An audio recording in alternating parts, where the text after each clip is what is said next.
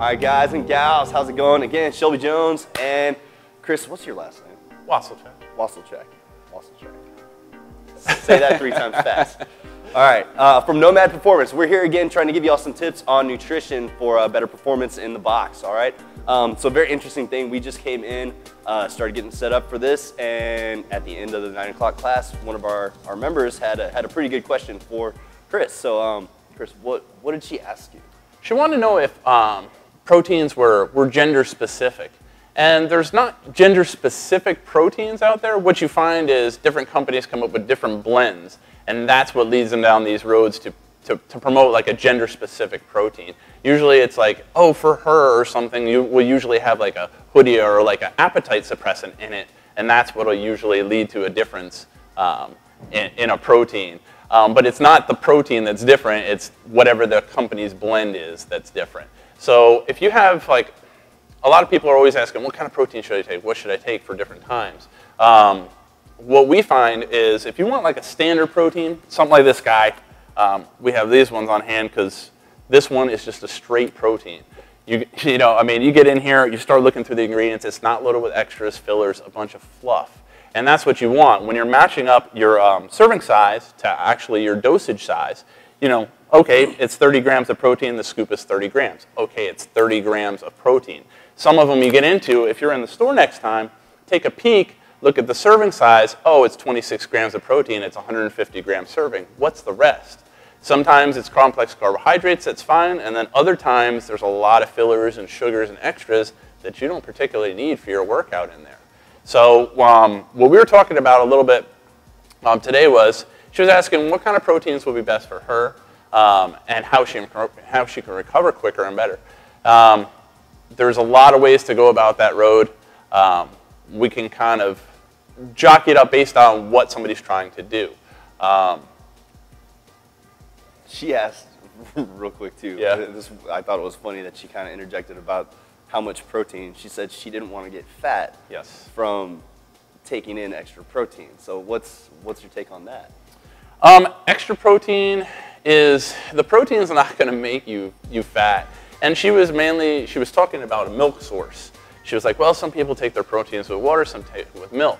Well, depending upon what you're trying to do, you're not necessarily going to get fat from it based on, you know, calories in, calories out. If you're taking in, you know, an extra 100 calories from milk protein, but it's within your guidelines for how many calories you need a day, then you're right on point for where you need to be. If you're taking over what you need calorie-wise a day, then, I mean, potentially over time you can put on fats, but from the protein, it's not coming from that. It's coming from your calorie sources and your fat sources. So that's going to be the differentiator in that one. Nice. One other thing. She was asking about also when to take the protein or what proteins to take at certain times. So she was, obviously right after your workout, you want to make sure you get some kind of protein source in, some kind of recovery in right afterwards, but also something that I've been, it's been around for a while, I'm pretty sure most of you have heard of it, is kind of the fasting, not eating after 6, for some people that want to try to get lean or you know, something to that effect. So what's the take on that? That one always kills me. What it is you find most of the time people think that if they don't eat, they're going to lean out faster. Unfortunately, that's contradictory to how our actual bodies work. What happens is if we're not eating consistently every 3 to 4 hours, our body will kind of go into a starvation state. And the first thing it does when it starts to starve is hang on to fats. So what you want to do is, you know, your post-workout, say you're doing an evening WOD, you come in, you kill it. Your post-workout, within that first 30 minutes, you want to take a recovery product. A couple good ones, you're looking at like a Progenics one or another recovery. Depending upon what you have too, you may have one with a good complex carbohydrate. Those will help you out as well. An hour later, you're looking to eat a good, decent meal. And I'm not talking like 4-course huge meal. I'm talking balance. You know, you got some broccoli, you got some sweet potatoes, and maybe like a 7-ounce piece of chicken. And then before bed, say it's another 3 hours to before bed, right before bed, take in something like a duration protein. When I say duration protein, I'm talking about something that's slow release, something that's going to stay in your system over time. Good ones for that are a caseinate and egg protein. When you take those and keep those in your system at night, what you're doing is keeping anabolic. You're keeping your body from breaking itself down. Because immediately, if you haven't been eating, all you're doing is tearing all your body down all throughout the night, and then immediately in the morning, you're trying to stop that fast and get right back into it. Whereas if you could slow down that process and keep yourself growing while you're sleeping and recovering, your chances of getting that much better results are increased over and over time, and you're going to notice better results faster. You're going to notice strength increase. I mean, it's going to change so much. You're going to be like, wow, what did I do to change all this up? And it's just those little things by staying consistent with that and taking in a duration protein that you're going to get much, much better results. I like that. So essentially, doing the fast, trying to get leaner, you might get leaner, but most likely you're breaking down the muscle that you're trying to build. Yes. And which essentially that's going to hurt you in the long run because more muscle burns more calories, which means you get leaner. Correct. So don't work against yourselves. You know, come on. What else? Did you have any other questions? Anybody approach you with something? We do get a lot on the recovery. We do get a lot on the proteins all the time. We do get a lot of questions on pre-workouts. That's another one we run into. I like this. This is going to be good. Okay. And what you find with pre-workouts is, you know, yes, there are benefits to caffeine. That's fine if you want to have some coffee. Okay. That's what I do. Coffee, apple, and a little bit of protein, and then workout about an hour before a workout. Yeah, and you can. That's the thing is, if you take in enough complex carbohydrates, you don't really need to have a pre-workout. Pre-workouts are fine if you really want them. Fine be it, but the thing with pre-workouts is be sure you know what's in them. Sometimes they are just caffeine. Okay, you're all right, but then a lot of times there are a lot of other stimulants put in there. One of the ones that was really popular for quite a few years was dimethylamine.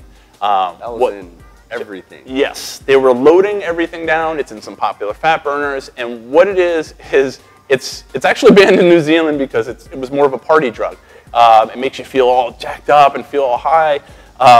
Do people get addicted to that kind of feeling? Unfortunately, they do because it taps into those receptors. It's making you feel awesome, so you want to feel awesome every time.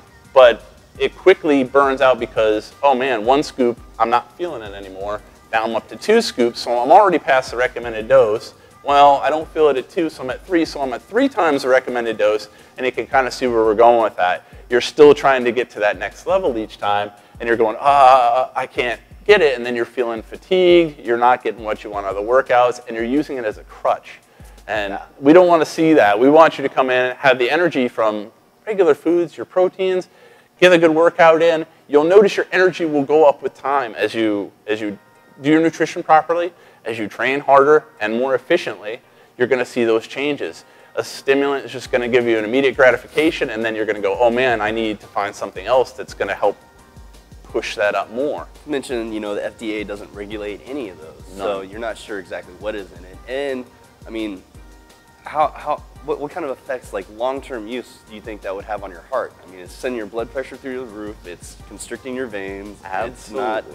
It's making your heart work a whole lot harder than it needs to. So that's actually a good point that Shelby makes. With the dimethylamine, that's one of the side effects that comes with it. Is you'll see a lot of products they'll try to put a vasodilator like an L-arginine into their product to open those passageways back up. Typically, they don't put enough in to do that, and what it does is it's taking that fire hose for vein and squeezing everything down, and now your heart is working that much harder to pump blood through your system.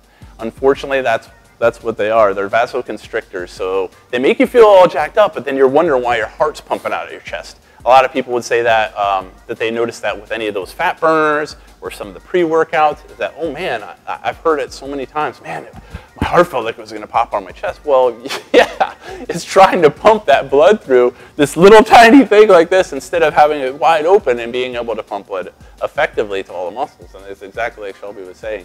It's no good for your system. You're taxing your heart, you're taxing your body, and then exactly like you were saying before too, you don't know what's in it. These things are not regulated. So, the kid who just came off the smoke break at the nutrition store is, pushing out the most popular thing right now. The thing is, you got to really read into the back of what's in it, and they don't always list on it what's in it. A good place to start for those kind of things, Consumer Reports online actually usually has a pretty good site where they can tell you what's in it, especially for proteins. A few years ago, they had one that showed like the Muscle Milk and the Myoplex, the ready-to-drinks, one was heavy in arsenic and one was heavy in lead. So you gotta keep reading on these things because they don't regulate them, and they don't, a company's not gonna come out and automatically say, hey, we screwed up. So was that listed on the ingredients? No. You think? Okay. Of course not. Why would it be? Because it's within whatever recommended allowance that somebody gives. You can have before it's poisonous to you, so it's okay. Yeah, as long as you have only 3 a day and don't top that ever, which, as we know, people use. Yeah, at least 2 or 3 at a shot, so that's one of those things is you got to really read into it. And I know it's confusing and there's a lot of information out there, but these are things you're eating. This is stuff you're putting in your body, and you don't want to take those kind of chances. I mean, be sure what you're getting into, read about it first. Absolutely come in, ask questions. Look up something. If you say, hey, what's this huge long word? What is this? What's it another name for? It might be another name for caffeine, okay? It might be another name for a stimulant. It might be a drug, who knows? But that's the thing is we got to really research that and find out what you're putting in your body. All right, guys and gals, a lot of information there, so be sure you're taking it all in. Once again, I'd like to thank Chris for coming out and helping us out with that nutritional info. Y'all are probably going to notice that these videos are a little bit longer. I only get to see you guys maybe 3 to 5 times a week for an hour a day, right? Y'all are outside of the box for 23 hours a day, eating 3 to 5 meals each day. So those add up. I only get to help you all out for the hour that you're in here. So these videos hopefully help you stay on track, stay on target with your goals. That nutrition is the base of any program. The nutrition is the most important part. We cannot instill that enough. Everything else will kind of fall in line and will get better as your nutrition gets better. Okay, so focus on that. Don't go about it half-heartedly. It's super important, especially if you have goals, medical issues or anything like that. You have to focus on that. We're gonna keep going with the nutrition. Also, please, if y'all have any questions, drop it in the comments below, and we will answer every question that we can get to. Hopefully. It might take us a while. But once again, thank y'all for watching the videos. Thanks again, Chris, for coming out. Always. As always, go check us out at JonesNforCrossfit.com, and remember, make every rep count.